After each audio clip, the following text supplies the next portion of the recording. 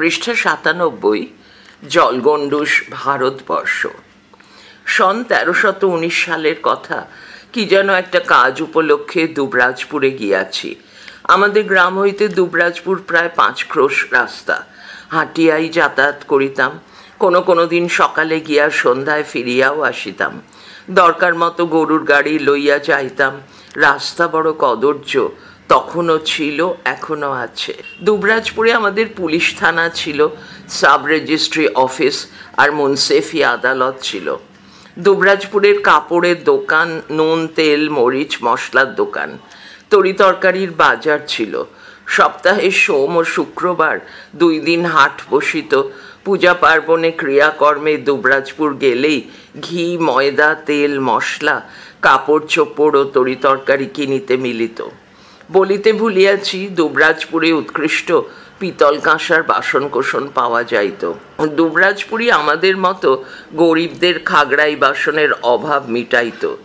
কতক বাসন দুবরাজপুরেই তৈরি হইত, কতক বা দোকানদারেরা জয়দেব কেন্দুলির পাশের গ্রাম টিকরবেতা হইতে কিনিয়া আনিত। দুবরাজপুর ও টিকরবেতার কাঁসার বাসন আজিও আপনার নাম ডাক বজায় রাখিয়াছে। মানকরের কদমার মতো দুবরাজপুরেও একটা জিনিস ছিল, কাটা বাদশা, বয়াকার তয় হসন্ত দন্তেশয় আকার, পরিধি প্রায় 6 হাত, ব্যাস 3 হাত। এমন একখানা চিনির বাদশাও দুবরাজপুরের ময়রারা তৈরি করিতে পারিত। বাদশাটা এমন ফাঁপা হইত যে 1 বিন্দু জল তাহাতে ফেলিয়া দিলেই সর্বনাশ, বাদশা গলিয়া ফুটা হইয়া যাইত। দুবরাজপুরের জিলিপিও খুব চমৎকার ছিল। একখানা জিলিপির ওজন 5 সের, এমনকি 10 সের পর্যন্ত হইত। হেতমপুরের রাজবাড়িতে উত্তরপাড়ার রাজা প্যারীমোহন গেলে হেতমপুরের রাজারা তাহাকে সন্দেশ রসগোল্লার বদলে জিলিপি খাইতে দিতেন। উৎকৃষ্ট ঘিয়ের জিলিপি, ওজন 8 পোয়া 1 পোয়া, খাইতে অতি সুস্বাদু। প্যারীমোহন খাইয়া তারিফ করিতেন। সেদিনের লোকে বিবাহে দুবরাজপুরের বড় কাটা বাদশা ও বড় জিলিপি সজ দন্তেশ্বর জয় হসন্ত তত্ত্ব পাঠাইতেন। আজকাল এসব উঠিয়া গিয়াছে। দুবরাজপুরের আরেকটি আকর্ষণীয় ব্যাপার ছিল, বৎসরের একটা নির্দিষ্ট সময়ে নবরাত্রি হরিনাম সংকীর্তন। দুবরাজপুরের গৌরদাস মহান্ত, ফুলচাঁদ কবিরাজ, রামকল্প মোদি ইহার তত্ত্বাবধায়ক ছিলেন। গিরিশচন্দ্র গুঁই প্রভৃতি কয়েকজন ভদ্রলোক ইহাদিগকে সাহায্য করিতেন। এই উপলক্ষে বনওয়ারি দাস, অবধূত বন্দ্যোপাধ্যায়, বিষ্ণু দাস, অখিল দাস, সুরেন আচার্য প্রভৃতি অনেক নামকরা কীর্তনিয়া দুবরাজপুরে লীলা কীর্তন গান করিতে আসিতেন। পৃষ্ঠা 97। আমরা কয়েকদিন ধরিয়াই শুনিয়া আসিতাম। নবরাত্রটি আরম্ভ হইত 24 প্রহর রূপে, তাহার পর কর্তৃপক্ষীয়গণ তাহাকে নবরাত্রিতে রূপান্তরিত করিতেন। প্রধান উদ্যোগী ছিলেন গৌরদাস মহান্ত। নিকটবর্তী বরা গ্রামে ইহার পূর্বনিবাস, পূর্বাশ্রমে জাতিতে কায়স্থ ছিলেন। সামাজিক অত্যাচারে গ্রাম ত্যাগপূর্বক বৈষ্ণব ধর্ম গ্রহণ করিয়া নিয়ে আসিয়া দুবরাজপুরে আশ্রম স্থাপন করেন।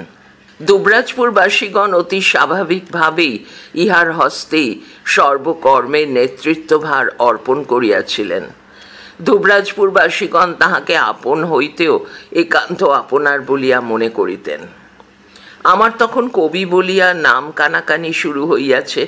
স্থানীয় কাগজে কয়েকটি কবিতাও ছাপা হইয়া গিয়াছে।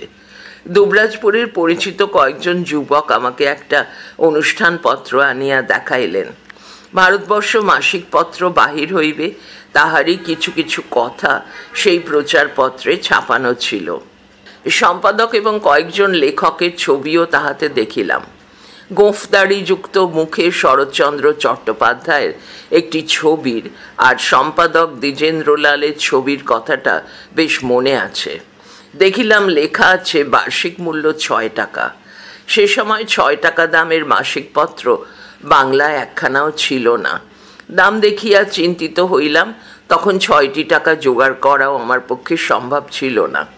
সিউড়িতে কে একজন মন্তব্য করিয়াছিলেন, সংবাদপত্রেও মূলধন নিয়োগ আরম্ভ হইল। আমি সে সময় সুরেশ সমাজপতির সাহিত্য মাসিক পত্রের গ্রাহক ছিলাম। সাহিত্যে একটা নূতন ধাঁচের গল্প পড়িয়া চমক লাগিয়াছিল। কাশীনাথ লেখক শরৎচন্দ্র চট্টোপাধ্যায়। কেন জানি না মনে হইল এই সেই শরৎচন্দ্র, এবার ভারতবর্ষে ইহার লেখা পড়িতে পাইব। সন 1320 সালের আষাঢ় মাসে ভারতবর্ষ প্রথম সংখ্যা বাহির হইল। বাংলার দুর্ভাগ্য, কাগজ বাহির হইবার পূর্বেই সম্পাদক দ্বিজেন্দ্রলালের লোকান্তর ঘটিয়াছে। দুবরাজপুরে গিয়া ভারতবর্ষ পড়িয়া আসিলাম। ভারতবর্ষের গ্রাহক সিউড়িতেও ছিল। সন 1321 সালের শ্রাবণ মাসে আমি হেতমপুর রাজবাড়িতে আসিলাম। কিছুদিন পরে মহারাজ কুমার মহিমা নিরঞ্জন বীরভূম অনুসন্ধান সমিতি প্রতিষ্ঠা করিলেন। বীরভূমের ইতিহাসের উপকরণ সংগ্রহের কাজে আমি সমিতির সহকারী সম্পাদকের কাজ গ্রহণ করিলাম। মহিমা নিরঞ্জন ভারতবর্ষের গ্রাহক হইয়াছিলেন। আমি যাওয়ার আগে মহারাজ কুমার 2খানা বই ছাপাইয়াছিলেন। একখানা বীরভূম রাজবংশ, রাজনগরের বন্ধনী সাবেক লক্ষর ল কয় মূর্ধন্যশয় বয়শূন্য র বন্ধনী শেষ মুসলমান রাজবংশের বিবরণ, অন্যখানি রমাবতী নাটক। বই 2খানি বিক্রয়ের জন্য গুরুদাস চট্টোপাধ্যায় অ্যান্ড সন্সের দোকানে দিয়াছিলেন। দোকান তখন 201 নম্বর কর্নওয়ালিস স্ট্রিটে। একদিন মহারাজ কুমার আমাকে লইয়া কর্নওয়ালিস স্ট্রিটে আসিলেন। তখনও মোটরের চাল হয় নাই, ছাপার ভুল, চল হয় নাই। মহিমা নিরঞ্জনের ওয়েলেসলি স্ট্রিটের বাড়ি ভাড়া বিলি থাকিত। পৃষ্ঠা 98। তিনি কলিকাতায় আসিয়া 87/1 সংখ্যক রিপন স্ট্রিটের বাড়িতে থাকিতেন। বাড়িটা তাহার জ্যেষ্ঠ ভ্রাতা রাজা সত্যনিরঞ্জনের। এই বাড়িতে একটা সুন্দর ল্যান্ডো গাড়ি ছিল। প্রকাণ্ড 2টি সাদা ঘোড়া গাড়িটা টানিয়া দৌড়াইত। মহিমা নিরঞ্জন সেই গাড়িতেই কলিকাতায় ঘুরিয়া বেড়াইতেন। কর্নওয়ালিস স্ট্রিটে দোকানের একটু দূরে গাড়িটা দাঁড়াইল। মহিমা নিরঞ্জন গাড়িতেই বসিয়া রহিলেন। আমি দোকানে ঢুকিলাম। সেই আমার হরিদাস চট্টোপাধ্যায়ের সঙ্গে চাক্ষুষ পরিচয়। গম্ভীর অথচ সুরসিক মানুষ। বলিলেন, বই তো বিক্রি হয় না, আপনাদের রাজা রাজরার কাণ্ড, কেন গরিবের ঘর জুড়ে রাখা, একদিন আসবেন, বইগুলি নিয়ে যাবেন। কথা মতো অপর একটা দিন আসিয়া বইগুলি লইয়া গিয়াছিলাম। মহারাজ কুমার কলিকাতায় আসিলে রিপন স্ট্রিটের বাড়িতে আমার কথা মতো 2-1 দিন কোনো কোনো সাহিত্যিককে নিমন্ত্রণ করিতেন। জলধর সেন, পাঁচকড়ি বন্দ্যোপাধ্যায়, সুরেশ সমাজপতি, হেমেন্দ্রপ্রসাদ ঘোষ, অপরেশচন্দ্র মুখোপাধ্যায় প্রভৃতি অনেকেই রিপন স্ট্রিটের বাড়িতে গিয়াছিলেন। আমি একদিন 201 কর্নওয়ালিস স্ট্রিটের দোকানের উপরতলায় জলধর দাদার সঙ্গে দেখা করিতে গিয়া দেখি দাদার কাছে শরৎচন্দ্র চট্টোপাধ্যায় মহাশয় বসিয়া আছেন। মুখে সেই দাড়ি জলধর দাদা পরিচয় করাইয়া দিলেন। বসিয়া থাকিতে থাকিতে দেখি শরৎচন্দ্র কি একটা মুখে পুড়িয়া 1 গ্লাস জল খাইয়া ফেলিলেন। গোলাকার দলাটা একটু মোটা। পরে শুনিয়াছি সেটা আফিংয়ের দলা। জল খাইয়াই তিনি একটি সিগারেট ধরাইলেন। পরে শরৎচন্দ্রের সঙ্গে ভালোভাবেই পরিচিত হইয়াছিলাম। কিছুদিন পরে শরৎচন্দ্র গোঁফদাড়িটা ফেলিয়া দিয়াছিলেন। আমি তাহার বাজে শিবপুরের বাড়িতে গিয়াছি, পানিত্রাসে গিয়াছি, পণ্ডিতিয়া রোডের বাড়িতেও বহুবার আসা যাওয়া করিয়াছি। ভারতবর্ষে আমার প্রথম প্রবন্ধ প্রকাশিত হয় গ্রাম্য গাথা ও প্রবচন প্রসঙ্গ। তাহার পর মহিমা নিরঞ্জনের নামে এবং আমার নিজ নামে অনেক লেখাই ভারতবর্ষে বাহির হইয়াছে। ভারতবর্ষের নিকট আমার ঋণের পরিমাণ অনেক। হরিদাস চট্টোপাধ্যায় এবং তাহার কনিষ্ঠ সুধাংশু শেখরের সঙ্গে পরিচয়টা ঘনিষ্ঠতায় দাঁড়াইল। সুধার সঙ্গে ঘনিষ্ঠতা বন্ধুত্বে রূপান্তর হইল। তাহার সঙ্গে কত কথারই না আলোচনা হইত। বাংলা সাহিত্যের এই দরদি বন্ধুর অকাল লোকান্তরে সাহিত্যিকগণ ক্ষতিগ্রস্ত হইয়াছেন। হরিদাস চট্টোপাধ্যায়ের সঙ্গে বন্ধুত্ব হইলেও তাহাকে একটু সমীহ করিয়া চলিতাম। ব্যক্তিগতভাবে তাহার দ্বারা আমি বিশেষ রূপে উপকৃত হইয়াছি। স্টার থিয়েটার আর্ট থিয়েটার লিমিটেডে পরিণত হইলে তিনি তাহার অন্যতম ডিরেক্টর হইয়াছিলেন। আমি তখন কলিকাতায় আসিলে নাট্যকার অপরেশচন্দ্রের বাড়িতেই উঠিতাম, প্রায়ই থিয়েটারে হাজিরা দিতাম। সেই সূত্রে হরিদাস চট্টোপাধ্যায়ের সঙ্গে নানান গল্পগাছার সুযোগ ঘটিত। স্টার থিয়েটারের উপরের ঘরে বড় বড় সাহিত্য রথীরা আসিতেন। শরৎ চাটুর্যে, রাখালদাস মারুজ্যে, শ্রীযুক্ত সুনীতি চাটুর্যে, এমনই অনেককে সেখানে দেখিয়াছি। শরৎচন্দ্রের কথা প্রসঙ্গে হরিদাস একদিন বলিলেন, প্রমথ ভট্টাচার্য আমাদের বন্ধু ছিল। শরৎ চাটুর্যের সঙ্গেও তার বিশেষ অন্তরঙ্গতা ছিল। শরৎচন্দ্র তখন রেঙ্গুনে। পৃষ্ঠা ৯৯। প্রমথ একদিন শরৎচন্দ্রের লেখা চরিত্রহীনের পাণ্ডুলিপি এনে দেখালে। আমি সেটা পড়ে ফেরত দিলাম। বললাম, এটা ভারতবর্ষে বের করব না, তবে এর অন্য গল্প টল্প নিয়ে এসো, ছাপাবো। প্রমথের হাত দিয়েই বিরাজ বউ প্রভৃতি পাই। কিছুদিন পরে শরৎচন্দ্র রেঙ্গুন থেকে একখানা পত্র লিখলেন। পত্রখানার মর্মার্থ, আমি রেঙ্গুন থেকে চলে যেতে চাই, আপনি যদি আমাকে বিশ্বাস করেন সচারেক টাকা টেলিগ্রাফিক মানি অর্ডারে পাঠিয়ে দেবেন। টাকাটা আমি সঙ্গে সঙ্গেই পাঠিয়ে দিয়েছিলাম। এই টাকাটা পেয়েই শরৎচন্দ্র কলকাতায় চলে আসেন। ভারতবর্ষ তাঁর লেখা পেয়ে খুবই উপকৃত হয়েছে। অবশ্য ভারতবর্ষের পৃষ্ঠাতে শরৎচন্দ্রের নামটাও ছড়িয়েছে। নিজের পিতা ঠাকুরের কথায় আরেকদিন বললেন, রাসবিহারী ঘোষ, গঙ্গাপ্রসাদ মুখোপাধ্যায়, স্যার আশুতোষের পিতা প্রভৃতি একটা মেসে থেকে কলেজে পড়াশোনা করতেন। বাবা এদের বাজার সরকার ছিলেন। একদিন গঙ্গাপ্রসাদ বাবাকে বললেন, আমরা খেয়ে দিয়ে কলেজে চলে যাই, তুমি তো চুপচাপ বসেই থাকো। যদি খানকতক বই এনে দিই, বিক্রির চেষ্টা দেখতে পারো। যা লাভ হবে সেটা আলাদা রেখে মহাজনের টাকাটা রোজই মিটিয়ে দিও। গঙ্গাপ্রসাদ প্রথম প্রথম ডাক্তারি বই এনে দিতেন। বাবা বইগুলি বিক্রি করে লাভের পয়সাটা কাগজে মুড়ে রেখে সন্ধ্যের সময় মহাজনের টাকাটা মিটিয়ে দিয়ে আসতেন। বাবা প্রথম ডাক্তারি বই বিক্রি করতেন বলে যখন বইয়ের দোকান খোলেন, দোকানের নাম দেন বেঙ্গল মেডিকেল লাইব্রেরি। গঙ্গাপ্রসাদই বাবার বিয়ে দিয়েছিলেন।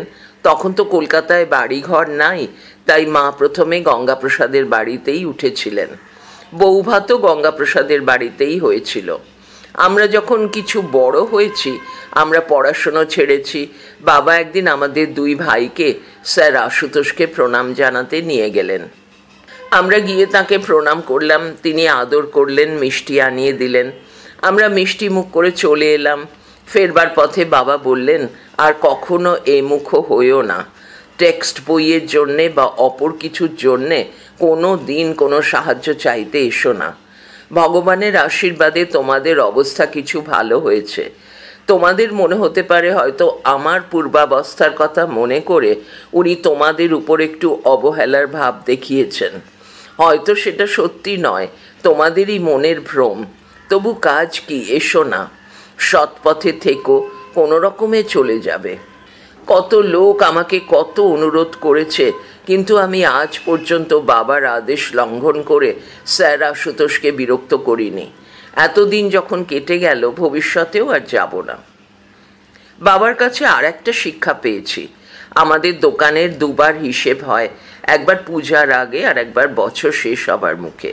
দেখতাম বাবা এক একজনের হিসেব করিয়ে পাওনা টাকাটা এবং হিসাবের কাগজ, পৃষ্ঠা ১০০, আলাদা আলাদা রেখে দিতেন।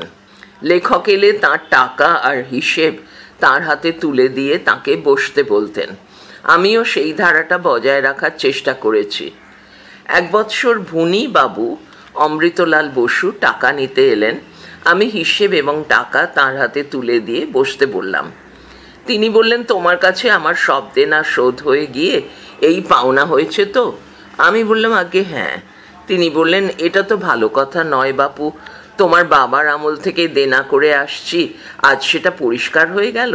এ তো অমঙ্গলে কথা। তুমি গুটি ৫০ টাকা দাও আর টাকাটা আমার দেনার ঘরে লিখে রাখো। আমি হাসতে হাসতে টাকাটা ভুনিবাবুর হাতে দিলাম। এমন কত গল্প আছে। হরিদাস চট্টোপাধ্যায় ভালো অভিনেতা ছিলেন। দ্বিজেন্দ্রলালের পরিচালনায় তাঁরা একবার চন্দ্রগুপ্ত অভিনয় করেছিলেন। হরিদাসের কি ভূমিকা ছিল মনে নাই। চন্দ্রগুপ্তেই হোক কি অন্য কোনো অভিনয়ই হোক, তাহার একজোড়া গোঁফের দরকার হয়। তাড়াতাড়িতে তিনি একজন সহ অভিনেতার গোঁফ ধরিয়া টান দিয়াছেন। সে বলিয়া উঠিল, আহ, এ যে আমার গোঁফ। হরিদাস বলিলেন, তুমি আর একটা নাও না, আমার এখনই চাই, আমাকে দাও। সে বলিল, বাহ, এটা আমার নিজের।